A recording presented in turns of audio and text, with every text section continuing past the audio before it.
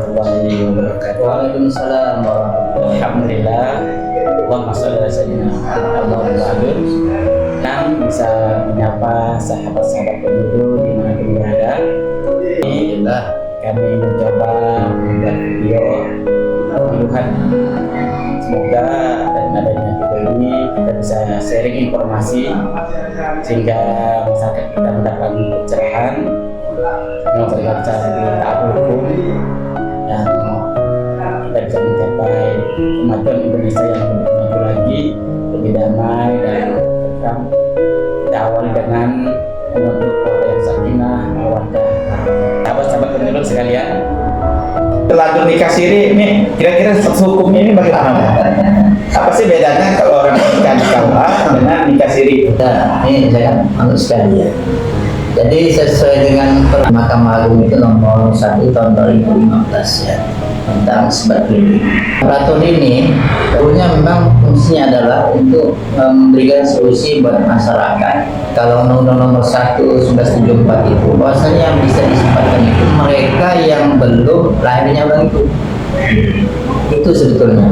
Tapi ketika kalau dipertahankan nomor itu, maka tidak ada solusinya buat mereka yang melangsungkan pernikahan di atas tahun 4. Nah, jadi gimana solusinya? Maka yang punya wewenang penuh itu adalah yudikatif, yang punya wewenang untuk memberikan solusi sehingga mereka mengeluarkan firman tadi peraturan Mahkamah Agung tahun 2015 tentang sebat klinik.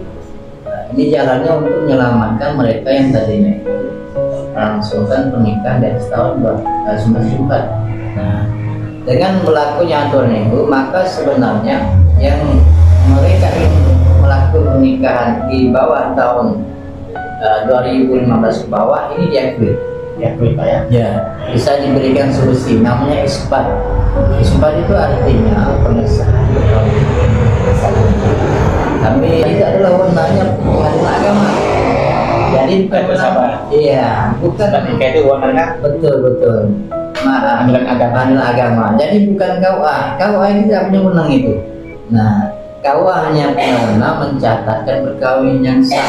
Bagaimana caranya? Nah, caranya itu ada secara individu, perorangan, ada secara kelompok. Nah, mewadahi baik itu dari desa maupun lembaga itu bisa saja diajukan.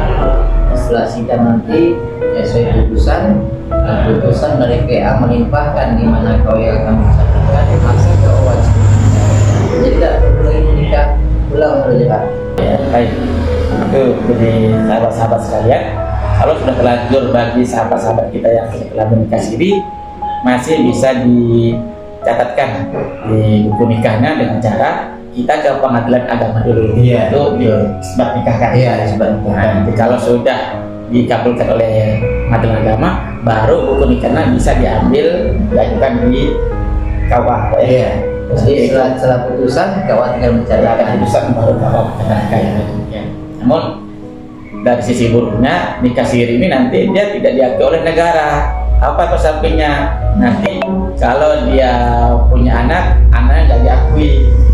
Kalau ada pembagian warisan di antara keluarga itu bisa nggak dapat warisan karena anak dianggap anak ibunya bukan apa-apanya.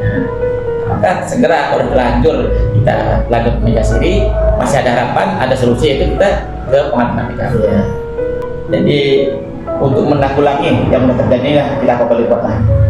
Yang belum ini untuk anak-anak remaja kita ini yang ke depan agar tidak nikah siri, dan bagaimana upaya kita dari Kementerian Agama ini agar tidak terjadi lagi pernikahan siri. Iya. Terima kasih saudara Jalan ya.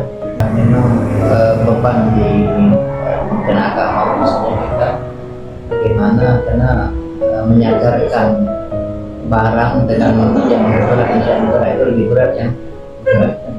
Ya apalagi yang dititipkan oleh Allah itu akal. Karena mengajak itu tidak henti, tidak bosan-bosan. Ya.